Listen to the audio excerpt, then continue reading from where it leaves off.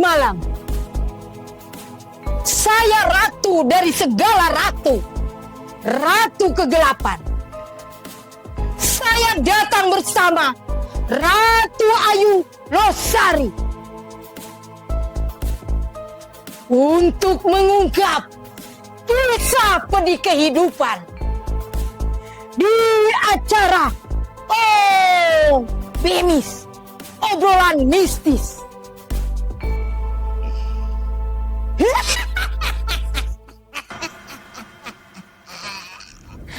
Kali ini saya kedatangan bintang tamu yang memiliki kisah pedih kehidupan, penderitaan, hal mistis, mengerikan.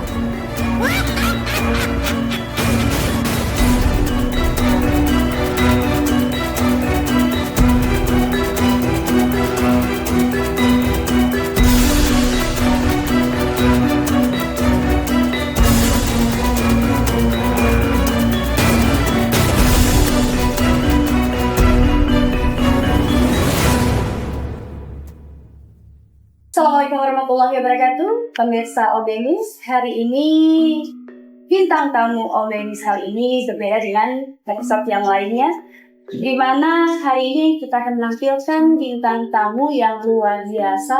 Konon katanya bintang tamu tersebut memiliki kakak gaib ya, dan bagaimana kisahnya tentang seorang yang lahir seharusnya kembar, namun terjadi sesuatu hal mistis yang mengakhiri salah satu saudara kandungnya ini pada akhirnya hilang dalam kandungan.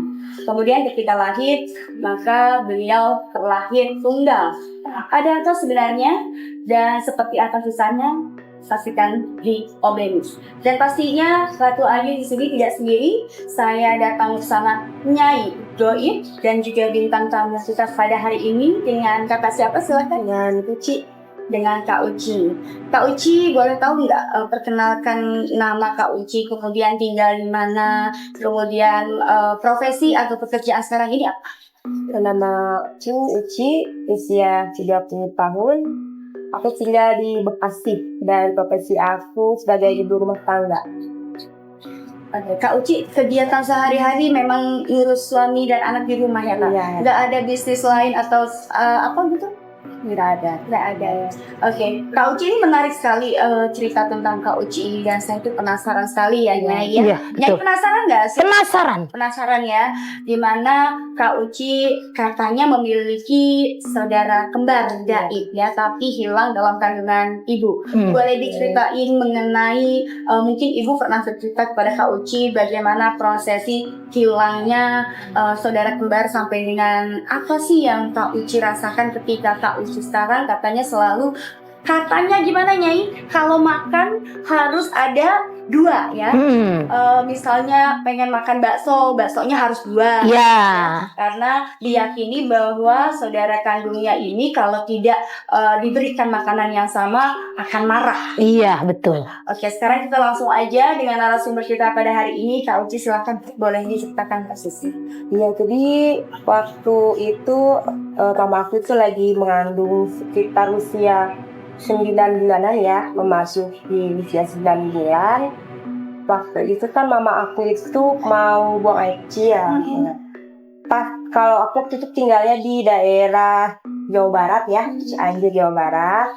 Pada saat itu kami belum punya kamar mandi di dalam. Jadi kalau mau buang air kecil, mandi, pokoknya di luar gitu ya, kan ada kayak sungai gitu ya. Nah selepas itu mama pas habis maghrib mau buang air kecil ke si pemandian itu. Jadi aliran sungai ya. Sungai yang ditutupi cuman karung gitu ya, karung. Terus setelah dari sungai itu pulang ke rumah, cuman ada keanehan gitu ya. Nah dia nggak merasakan apa-apa. Semakin larut malam gitu ya, dia tuh kayak ada yang lewat di rumahnya dia tuh lewat cuman ya udahlah mungkin tetangga sekitar ya. Terus pas jam 1 malam mungkin mulai aneh lagi tuh, bayangan lewat. Terus dia juga bacalah, kita kan Islam ya, baca menurut keyakinan kita. Pas pagi dia bangun tidur mau sholat subuh, perut itu udah kempes, udah nggak ada kayak kandungan pada umumnya ya, kempes gitu ya. Panik dong, panggil lah bapak aku, manggil kenapa, dan kita juga keluarga bingung ya awalnya, mengambil hamil besar udah bulannya tiba-tiba kempes gitu. Oh, berarti sudah menjelang kelahirannya? Iya, hilangnya memasuki menjelang kelahiran. Ya, bulan-bulan gitu. Tiba-tiba kempes, nggak ada bercakan darah gitu, kayak orang melahirkan kan harus ada proses pembukaan gitu ya, nggak ada. Tiba-tiba hilang aja kempes perutnya gitu. Langsung hilang begitu aja. Iya, itu hilang. Aneh ya, Nyi Ratu. Dan terus bapakku juga minta tolong ya sama orang-orang sekitar lah. Kempes itu hilang kemana sih si bayi itu? Kita kan juga bingung gitu ya. Pada saat itu kan adanya cuman dukun beranak ya. Kalau pada balik lagi ke aku kan usia 30 tahun yang lalu, minta bantuan sama dukun beranak, katanya ada yang ngambil tuh si bayi di dalam kandungan itu. Katanya ada orang yang mau menumbalkan lah gitu. Si bayi itu hilang, dan berapa tahun kemudian mengandung aku. Terus semakin berjalannya waktu, aku juga semakin bertumbuh anak-anak gitu ya, punya mainan. Aku tuh kayak berasa punya teman ya, ngobrol sendiri gitu. Berarti bisa kakak sendiri bisa ngelihat ada sosoknya gitu, melihat sosoknya atau bagaimana? Tuh ya, jadi teman aku itu ya itu si yang Baik. Kayak halu ya. Iya. Jadi begini, sebentar, aku masih bingung. Tadi berarti ini kakak anak kedua, Iya. bukan dalam satu kandungan tiba-tiba hilang. Anak kedua, jadi selang berapa tahun lah hamil. Oke. Jadi kalau ada sekarang usianya ya 32 tahun. Beda 2 tahun baru mama hamil lagi. Gitu. Nah pas aku kanak-kanak tuh aku kayak nggak suka bermain sama temen-temen seusia aku lah. Mungkin pikirannya orang tua aku ngobrol sendiri ya wajar lah, anak kecil ya. Tapi yang aku rasain, aku ngobrol sama si ini kakak aku itu. Dan aku nggak tahu kalau itu kakak aku, pikiran aku tuh temen sekitar rumah. Iya, karena belum ngerti ya itu sosok apa. Itu bentuknya seperti benar-benar manusia atau bukan manusia? Seperti manusia. Seperti biasa. Ya, manusia. Dan itu wanita sih, namanya Ayu. Oke. Menarik nih ya, Nyai Ratu ya tadi. Iya. Dia bilang namanya Ayu, terus dia bisa melihat sosok tersebut. Bagaimana kamu meyakinkan atau keluarga kamu meyakinkan bahwa itu adalah sosok tersebut kakak dari kakak kandung ya? Iya. Dan juga kenapa kok bisa tahu namanya Ayu? Karena bukan, kalau nama sendiri kan pas meninggal itu orang tua emang ngasih nama nih, ngasih nama ya. Kita juga kayak nanyain lah ke Ustadz gitu ya. Dan gitu kan pas setelah lahiran itu kan mama juga agak sedikit kayak stres gitulah ya, namanya anak pertama ya. Terus setelah dikasih air gitu, pas abis mengandung melahirkan, terus tahi laku ya, kira ada sedikit ceria. Cuman kan namanya orang tua kehilangan anak juga pasti punya kesedihan juga. Terus dia yakin ya kalau misalkan yang aku berkomunikasi sama dia itu ya dia meyakini anaknya, karena hubungannya sama bisa sekitar ya. Terus menginjak dewasa, sampai usia berapa sih kamu harus menyiapkan makanan? Ketika kamu makan, kemudian kamu harus menyiapkan makanan yang sama. Itu pas aku meranjak dewasa sih dikasih tahu ya sama mamaku, katanya kalau misalkan mau apa-apa ditawari gitu, anggap aja lah dia ada di sekitar kita gitu. Kayak misalkan kita mau makan nih teh, makanan bisa makan bareng, atau misalkan mau minum apa gitu ditawarin aja, biarpun itu nggak diminum tapi dia menyerap gitu ya rasanya. Iya iya. Si itu katanya kalau misalkan kita nggak nawarin dia gitu, suka ada hal-hal aneh aja. Contohnya bisa Kayak misalkan aku besoknya tiba-tiba sakit gitu, atau ada misalkan hal-hal aneh, tiba-tiba ada kelawar masuk ke dalam rumah. Oh gitu. Iya, kelawar masuk ke dalam rumah gitu kan. Ya, banyak juga sih. Tiba-tiba tuh ada, aku pernah terakhir tuh ya beberapa hari yang lalu ya, aku kan tidur pengen buang air kecil tuh subuh, anakku masih tidur subuh tuh. Aku namanya bangun tidur kan kita masih posisi setengah ngantuk setengah sadar gitu ya. Masuk kamar mandi, pas keluar itu ada telapak kaki anak kecil. Oh Ya aku bingung tuh, logikanya kalau misalkan anak aku main kotor-kotoran, mana ada subuh-subuh bercak-bercak si tanah merah. Kan aku kamar 2 nih, kamar depan aku tidur di kamar depan, dan emang kamar belakang itu kosong ya. Anak aku tidur sama aku tuh di kamar depan. Nah itu dia tuh dari kamar mandi itu ke kamar belakang. Intinya si telapak kakinya itu.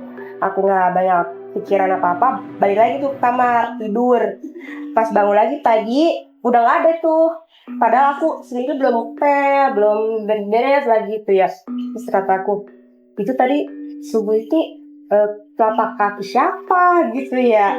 Telapak kaki anak aku kan dia juga masih tidur, kita tidur di sama-sama gitu ya. Aduh, ini kenapa? aku tahu kayak ada yang dorong. Yang dorong. Lanjut. Yang kita lanjutkan yang dorong-dorong. Yang kita.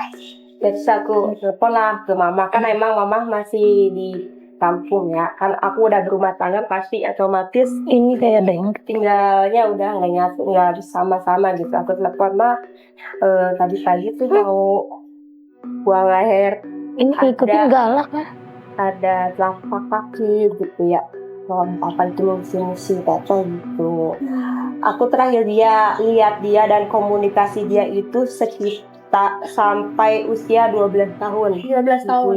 Itu terakhir. Iya, terakhir. Mungkin ada pesan dari Teteh sebelum akhirnya menghilang dan nggak bisa lihat lagi. Nggak ada sih, cuman kan emang keluarga itu banyak ini juga sama orang-orang.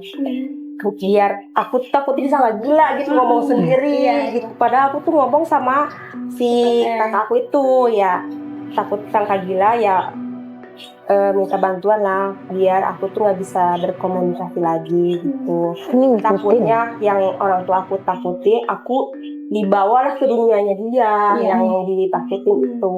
Cuman emang sesekali suka datang ke rumah gitu, kayak bayangan anak kecil. Dia masih menyerupai anak kecil. Anak kecil. Iya. Kalau aku kan udah beranjak dewasa nih, udah besar ya ketubuhan. Kalau dia masih anak kecil. Dia kecil ya. gitu. Ini apa? Ini kayak ada yang mau duduk di sebelah saya. Oke. Coba mungkin Nyai bisa geser sih. Geser aja ya. Barangkali si kembar pengen duduk di sana.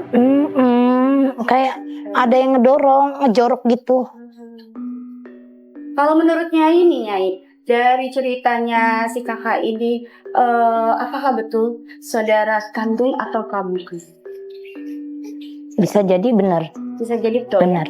Kalau aku juga meyakini bahwa itu adalah saudara kandung aslinya beliau. Betul. Tapi memang seperti yang si kakak bilang, bahwasannya wujud beliau memang masih kecil, karena ketika dia menghilang adalah dia masih sosok bayi ya.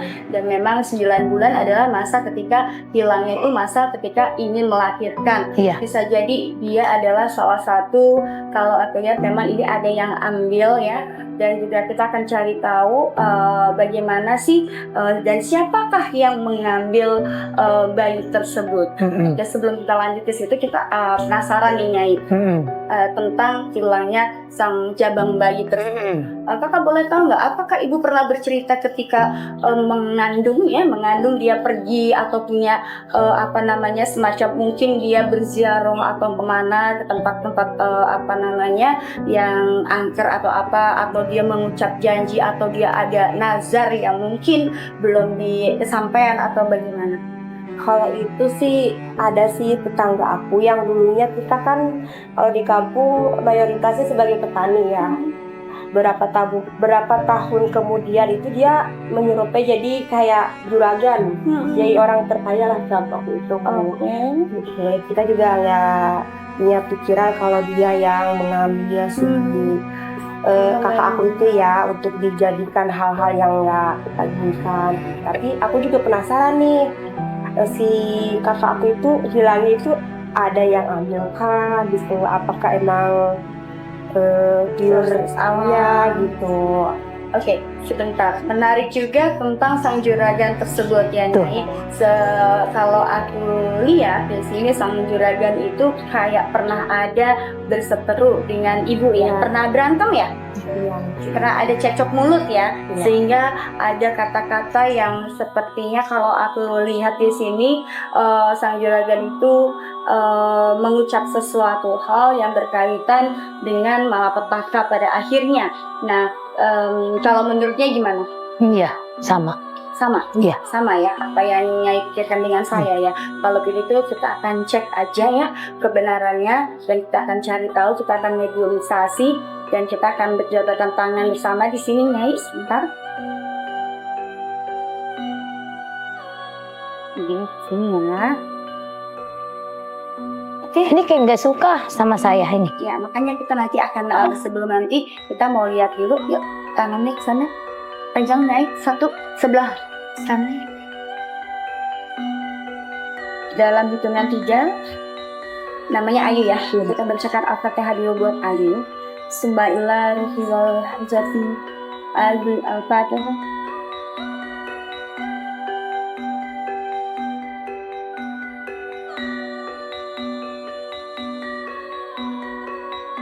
Pejamkan mata, kita fokus. Kakak Uci, silakan kakak flashback balik dari kita akan mulai dari prosesi ketika ibu mengandung. Ibu mengandung ya. Akan menuju ke Cianjur.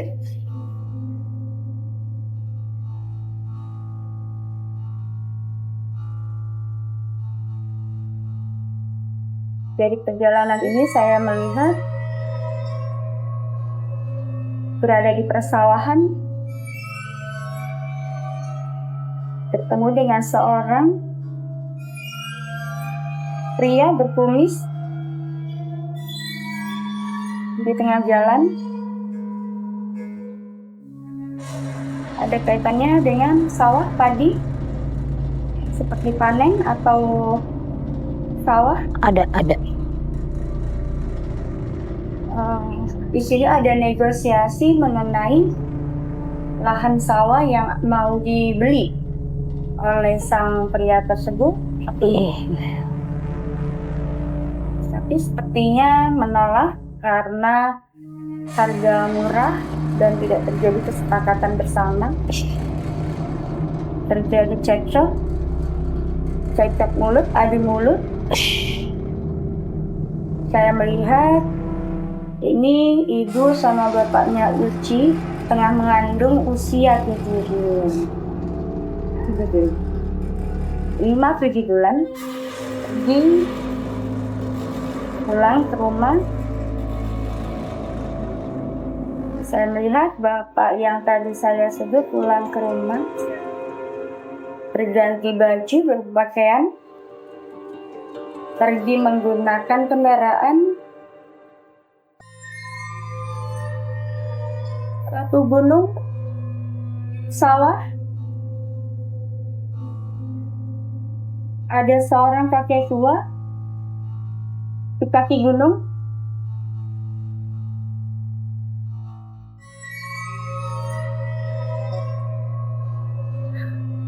Tujuannya dia adalah bagaimana caranya supaya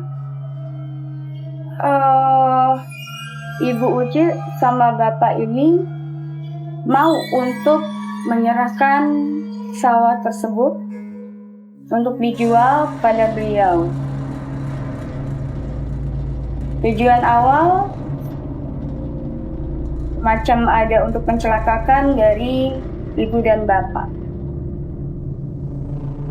Kemudian ada kesepakatan dengan paranormal tersebut, kakek tua tersebut. Sang pria tersebut pulang. Si kakek itu mengambil suatu boneka dari jerami, ada dupa, ada satu keris. Aku melihat ada sosok satu di belakang dia, wujudnya ular hitam, dibawa oleh sesosok ular kobra hitam yang berada di penghuni dari puncak gunung yang lokasinya tidak jauh dari tempat tinggal dan kurang lebih 1-2 kilometer dari tempat Uci. Betul, bayi itu adalah perempuan, wanita. Dan kalau aku lihat di sini menjadikan mama anak tumbal, betul. Dan wujudnya dia memang bagi perempuan, tapi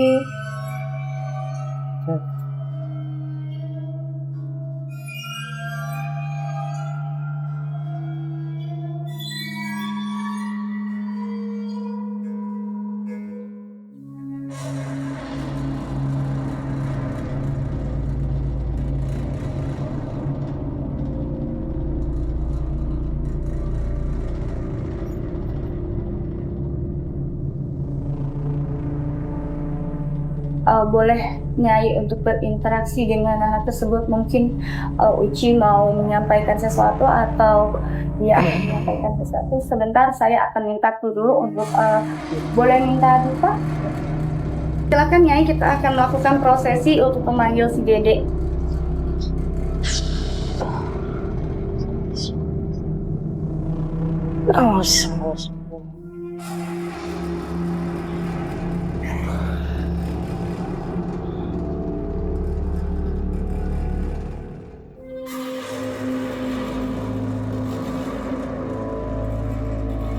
Nah, sekarang ini kan kesukaannya Dede nih. Ya, kayaknya udah mati.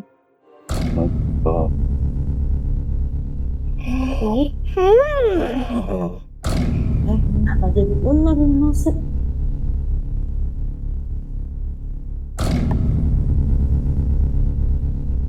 Semuanya.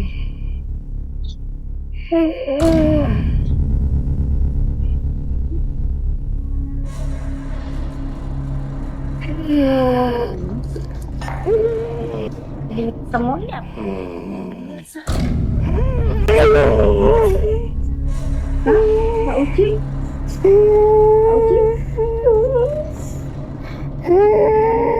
Kak Uci? Ini dengan Kak Uci? Pemirsa, sepertinya ini tadi kita berencana untuk kedatangan tamu yang tak diundang, dan ternyata kita dua-duanya kedatangan tamu tak diundang juga di sini. Salah satunya berwujud ular hitam tadi, dan sepertinya juga air sudah masuk tubuhnya dari Kak Uci. Assalamualaikum Kak Uci. Dede capek? Dede capek? Dede ada di mana sekarang?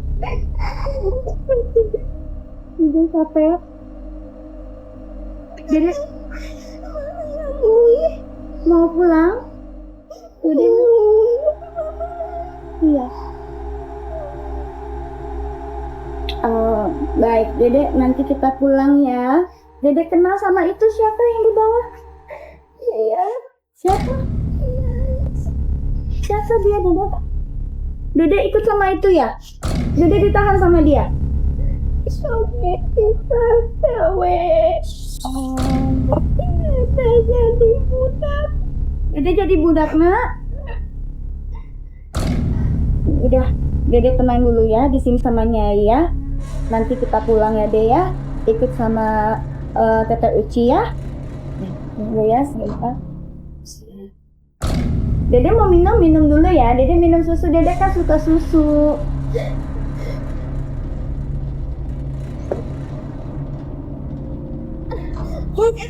Minum Eta. Tak enak.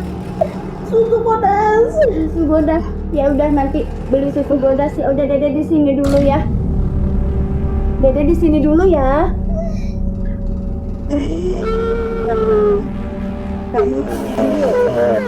Kamu yang mengambil Ayu. Kamu yang mengambil Ayu. Siapa kamu? Siapa kamu? Kamu cepatkan Ayu dan biarkan dia sempurna.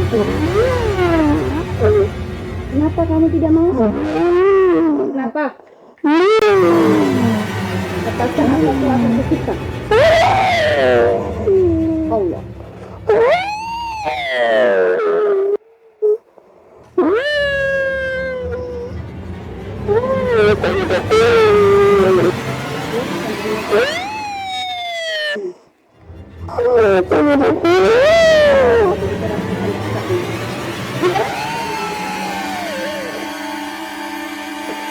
Lepaskan anak itu. Lepaskan.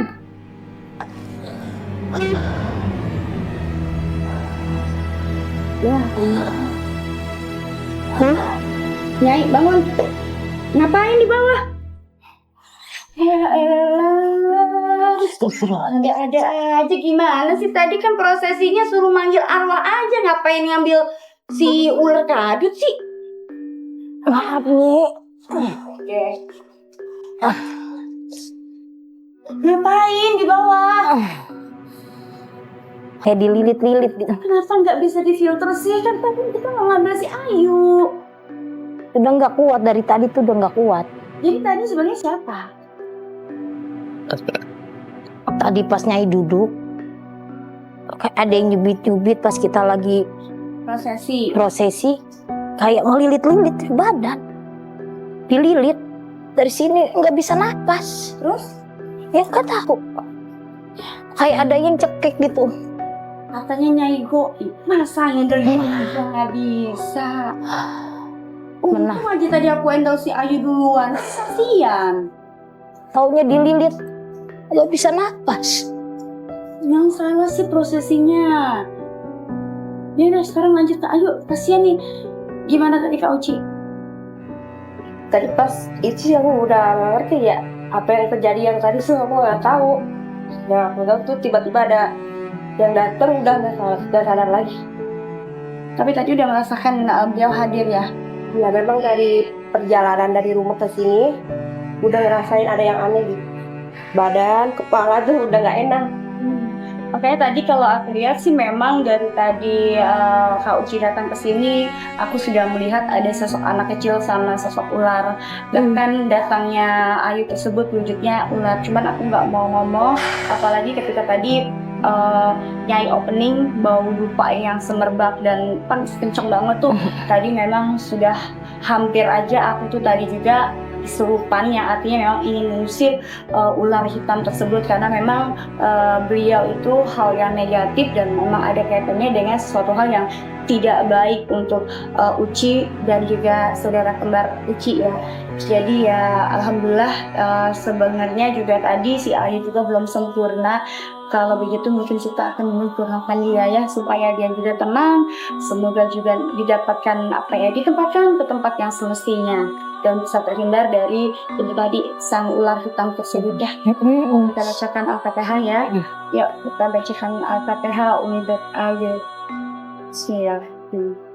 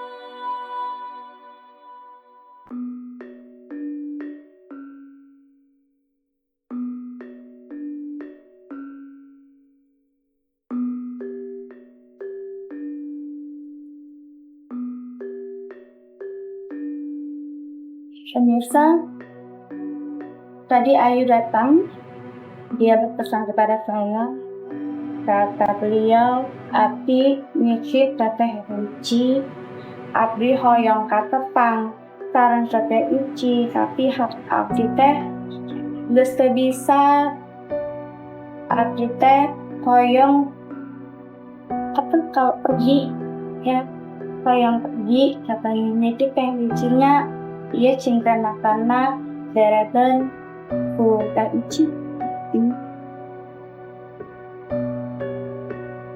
Nanti mungkin dia akan berwujud pas dirinya. Apapun itu wujudnya nanti simpan, karena ini satu-satunya kenangan, dan ini mungkin juga adalah nirwana terakhir kalau memang sudah insyaallah setelah tadi kita melakukan prosesi ini untuk arwahnya nanti mungkin akan jauh lebih tenang, dan siluman ular itu juga insyaallah dia juga sudah melepaskan untuk Teh Ayu ya, dan mudah-mudahan juga nanti uci jauh lebih tenang apapun ini.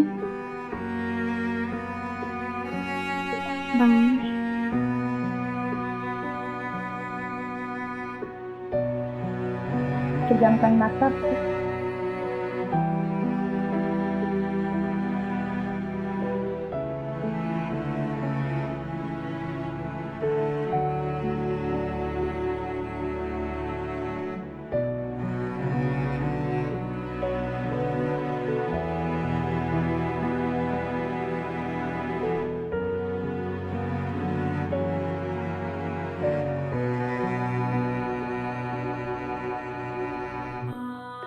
Titipannya ada di atas, sudah datang, nanti saya berikan kepada Kak Uci ya. Dia berwarna biru. Aku akan ilukan Kak Uci apa saya apa kesukaan Nyai. Mungkin dari Nyai tadi sebelum diceritain kisahnya Kak Uci, apa yang Nyai sampaikan kepada Kak Uci? Ya mungkin yang saya sampaikan tadi, saya berasa seperti pas atraksi begitu, seperti dililit-lilit, kayak udah nggak bisa napas, udah nggak bisa bergerak gitu. Ini benar sosok ular ya. Jadi menurut saya seperti Uci ini kakaknya sayang, ingin benar-benar menjaga. Jadi di hatinya Uci tidak boleh ada kekesalan sama orang, tidak boleh ada seperti unek-unek, keluarkan saja. Jadi Uci yang sakit hati, kakaknya ikut sakit hati. Jangan sampai nanti kesakitan hati Uci dibalas sama kakak goibnya itu. Karena itulah wujud sosok Ayu yang sesungguhnya untuk saat ini, dan mudah-mudahan Ayu juga memiliki kehidupan di sana yang jauh lebih tenang dan terbebas dari jeratan ular hitam yang melingkupinya. Dan jangan lupa tadi pesannya adalah untuk kirimkan Al-Fatihah. Betul, itu juga. Karena itu juga sebagai Al-Fatihah itu adalah sebagai kontak batin antara Uci sama Ayu di kemudian hari ya.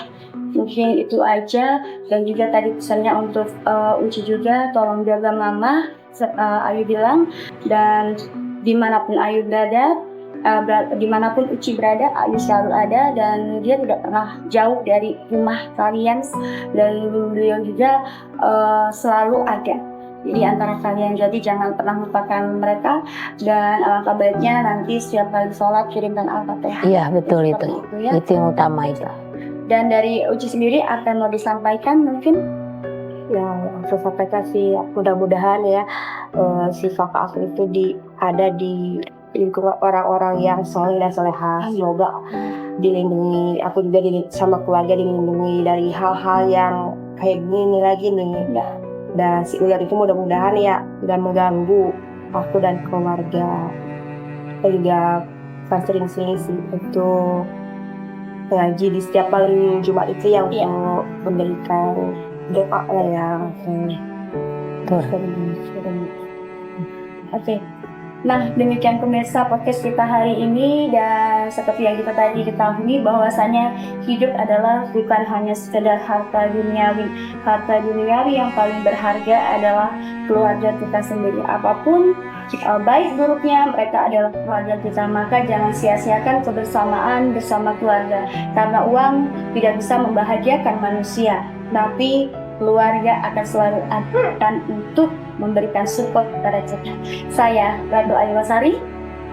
Saya ratu dari segala ratu-ratu kegelapan. Dan saya Uci. Sampai jumpa lagi di podcast kita lain waktu, dan jangan lupa saksikan OB Di Obemis sampai habis. Assalamualaikum.